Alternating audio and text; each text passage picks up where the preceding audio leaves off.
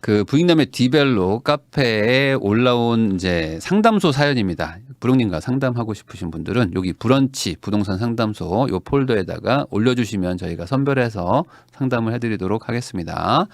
자, 제가 빠르게 읽어보고 부록님한테 한번 의견을 구해볼게요. 얽히고 설킨 부동산과 세금 이야기입니다. 파는 게 답일지 버티는 게 답일지 모르겠습니다. 이런저런 고민을 하다가 너무 답이 없어서 답답해서 지푸라기 잡는 심정으로 여쭤봅니다. 저희는 32세, 33세에 아기가 있고 시부모님과 살고 있는 5인 가족이요. 그런데 봉천동 관악드림 아파트를 3억 5천 전세 끼고 7억 9천에 매수했습니다. 개부자하셨네요. 그러면은 자기 자본 한 4억 정도, 4억 5천 뭐 이 정도 있으신 거네요. 네. 그때 관악드림이 갑자기 붐이 일어서 집 내놓는 사람들도 다시 막 거두고 물건이 없어서 제일 작은 평수를 구매했는데 근데 5인 가족이 제일 작은 평수를 간 건가 봐요. 그 뒤로 금액이 올라서 신나던 찰나 전세 사시던 분이 나가고 저희가 실거주를 하려고 3억 5천 전세금 반환 대출을 뭐 하려고 하신 것 같아요. 밑에 보니까 바로 목동집에서 살고 계시다고 목동에 있네요. 사시는구나. 그냥 투자용이네요. 그러면. 네, 투자용이네요. 이자를 갚으면서 6개월 정도 있었는데 생활한 건 아니고 목동집에서 지내고 있습니다. 거주지만 분리시켜놨고요. 시부모님께서 저희 신랑에게 아기 초등학교 때문에 저희가 이 집 주소로 들어오긴 해야 된다며 저희 신랑 집은 반반으로 목동집을 받겠냐? 좋은 일 아닙니까? 목동집을 증여하시겠다 해서 봉천집을 처분하려고 했습니다. 이때가 4월입니다. 근데 법을 잘 몰라가지고 2주택자는 담보대출이 2억 이상 되지 않는다고 하더라고요. 이게 그건가요? 저기 생활안정자금 뭐 그거 말씀하시는 건가?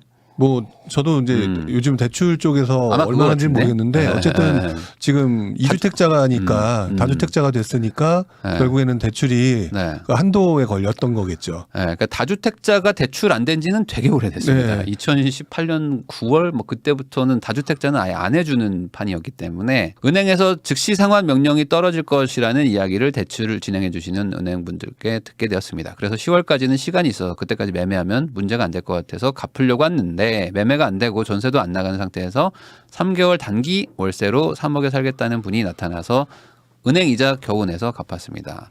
12월에는 그분께 보증금을 내줘야 돼서 현재도 전세자를 구하고 있지만 구해지지도 않고 매매도 안 되는 상황에서 원래 집값보다 다운을 많이 시켜야 되는데 매수자가 없습니다. 지금 거래량이 너무 없다 보니까 한 구당 뭐 20채, 30채 정도 되는 수준? 네. 그러니까 실질적으로 그냥 거래는 중단 상태라고 보시면 될 것 같아요.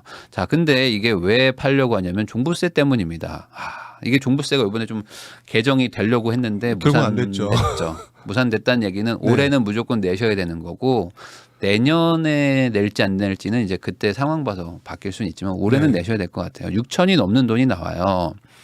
부담되고 상속세 또한 이건 증여세를 말씀하시는 것 같은데 상속은 돌아가신 거니까 13단지 제일 큰 평수 58평이라 상속세만 10억을 내야 됩니다. 그러니까 증여만 10억을 내야 된다는 거죠. 5년 동안 5년 분할로 내기로 하고 겨우 하나 냈는데 세금 때문에 너무 힘들어서 지금 어쩌죠? 봉천동은 호재가 많아서 버티다가 2주택자로 할 수 있는 한 버티는 게 최선인지 봉천동을 처분할지 고민입니다. 6천 가까이 종부세를 내면 버틸 자신도 없지만 이거 어쩌죠? 증여를 바로 받는 게 아니셨었는데 세금 부분을 그러니까 이게 세금을 전혀 모르는 상태에서 네. 그냥 증여를 받으신 것 같아요. 이제 그 상황에 또 이제 본인이 이제 32, 33 정도 되시니까 시장이 이렇게 갑자기 급변할 수 있다는 상황도 모르셨던 것 같고 그러니까 뭐 한 4월에 받으셨는데 뭐 한 10월쯤이면 팔리겠지. 뭐 이렇게 조금 좀 안일하게 생각하셨다가 지금 흔히 말하는 종부세와 그다음에 이제 증여세 그 폭탄을 맞는 그런 상황이 됐다. 아니 근데 이걸 세무사 상담을 전혀 안 받아보셨을까요? 저는 약간 그런 것 같아요. 왜냐하면 보통 이 케이스에서 세무사 상담을 하면은 종부세 6천 나옵니다.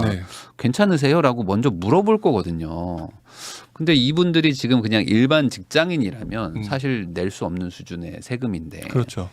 그러니까 이분은 먼저 증여 받고 그다음에 빨리 팔아야지 이 생각을 하셨던 것 같아요. 네. 이거는 사실 상담을 한다 하더라도 중요한 거는 본인의 상황을 본인이 좀 냉정하게 판단하시는 게 맞는 것 같아요. 일단 첫 번째로 일단은 뭐죠? 저 증여세 부분은 5년 분할을 내기로 하고 한 번은 납부했다고 하시니까 매년 그거는 납부하실 수 있는 것 같아요. 근데 증여세를 10억을 그러니까 저 능력이 좀 있으신 분 같은데.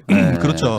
그래서 사실 종부세 6천 관련된 부분과 그다음에 매년 내야 되는 그 분할 상환하는 증여세 이 부분을 본인이 결국 낼 수 있느냐 없느냐가 포인트인 것 같아요. 네. 그러면 매년 2년에 6억이니까 2년 6천에 현금 흐름이 있어야 된다. 네, 그 현금의 흐름을 봤을 때 본인하고 가족들이 충분히 납부할 정도가 되느냐. 네. 근데 지금 봉천동에 호재가 많아서 버티려고 했다.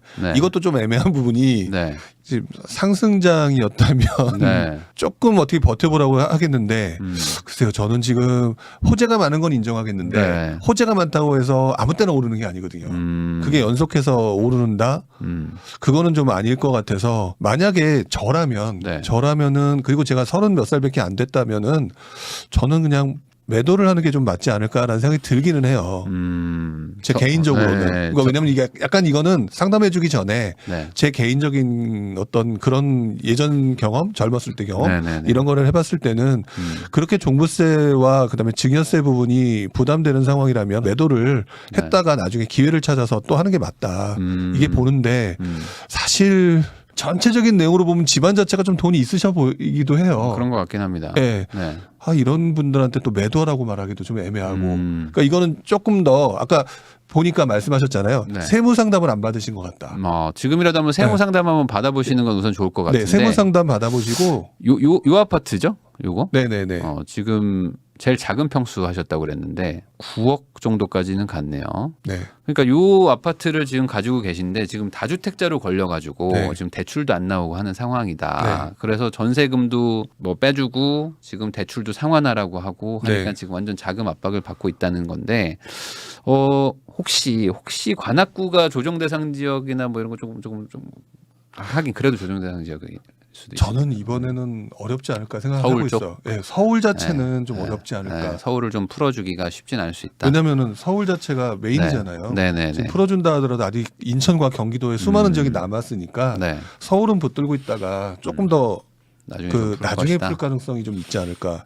전 내년 정도 넘어가게 되면 결국 그렇게 되는 상황이면 당연히 이번에 납부하는 종부세나 이런 것들 그대로 다 감당을 하셔야 될 거예요. 근데 이건 있어요. 뭐냐면 여기 하나 보면 집을 팔려고 하는 이유는 종부세 때문이라고 하셨는데 이미 6월 1일이 지났기 때문에 팔아도 나옵니다.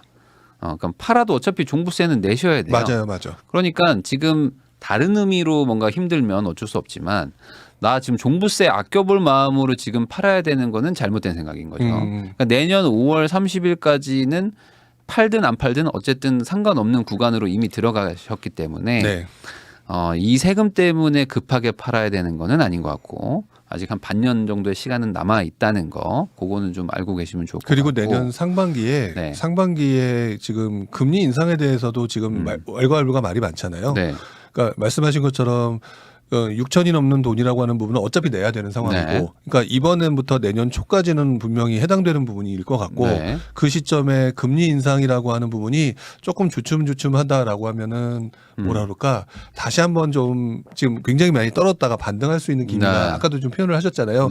웬만한 곳들 중에 이제 바닥 짚고 반등하는 곳도 나온다. 지금 뭐 규제 지역들 풀어준다는 거 되게 많이 풀어준다고 하는 게 있고 대출도 좀 많이 좀 해준다고 하는 게 있으니까. 그래서 저는 어차피 낼 돈이라면 상반기까지는 일단은 유지하시는 게 맞다라고 보여져요. 제가 봐도 어차피 종부세 때문에 내는 거고 증여세를 뭐 5분할 하시기로 했다는 것도 이미 한 번 냈고 그러니까 어차피 지금 한 아무리 못해도 반년의 여유치는 있단 말이죠. 그러니까 파나 안 파나 어차피 상관없는 기간이 6개월은 된다. 그럼 우선은 좀 상황을 좀 더 지켜보는 것도 저는 나쁘지 않다. 지금 이 상황에서 거래가 거의 안 되는 상황에서 억지로 던진다고 한다고 해서 뭐 괜찮은 가격을 받을 뭐 그럴 보장도 없기 때문에.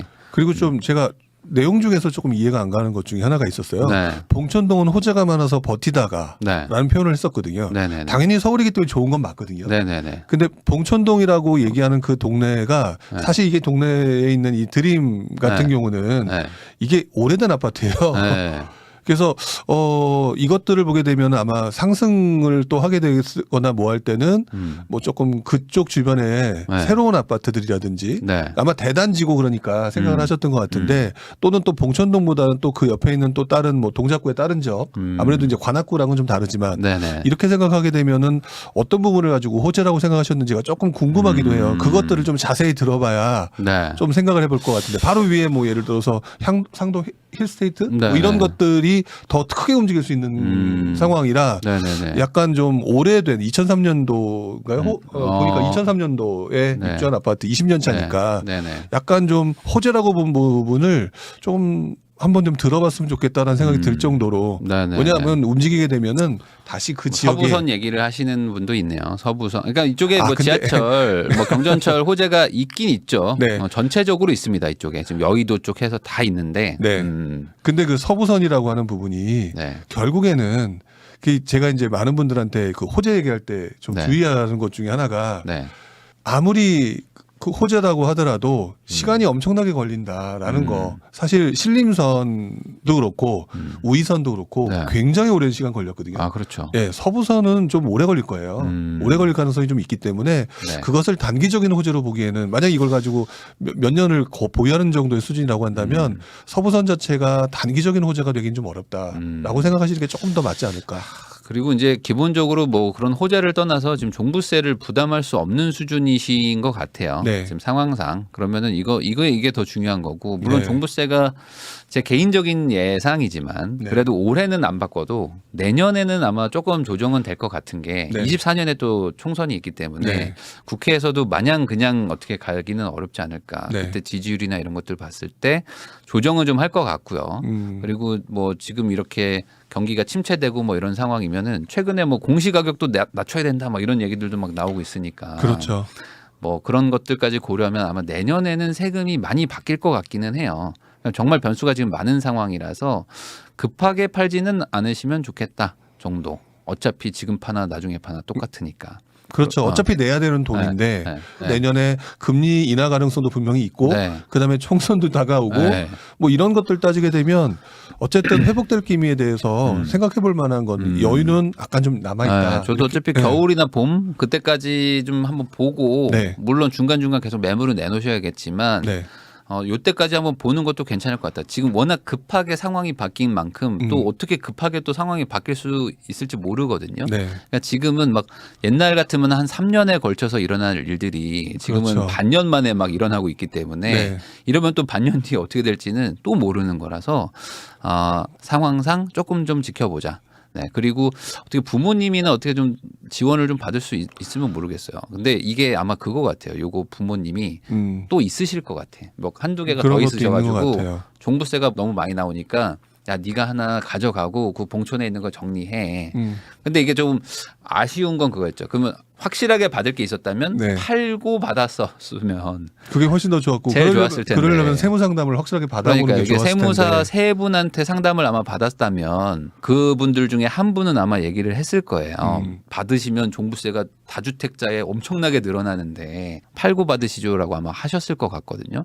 그럼 그렇게 했으면 큰 문제가 없었을 것 같아요. 왜냐하면 여기서 거의 한 5억 정도 들어가 있으니까 네. 그걸로 차근차근 내가시면서 네. 나중에 입주하자 이랬으면은 아마 사연을 안 올리셨을 것 같은데 조금 그런 어떤 세무 전문가의 도움 없이 우선 그냥 결정하셨던 게 아닐까 추측돼서 조금 아쉽습니다. 네. 지금이라도 세무사 상담 꼭 한번 좀 받아보세요. 네. 안 받는 것보다 100배 낫습니다. 그러니까 막연하게 호재가 있을 거예요라고 추측성보다는 네. 세무 상담 같이 확실하게 받을 거는 받아야 되는 것 그렇죠. 같아요. 네. 저는 그리고 세무 상담은 무조건 3곳 이상 좀 받아라. 왜냐면 너무 어려워가지고 네. 다들 말이 달라요.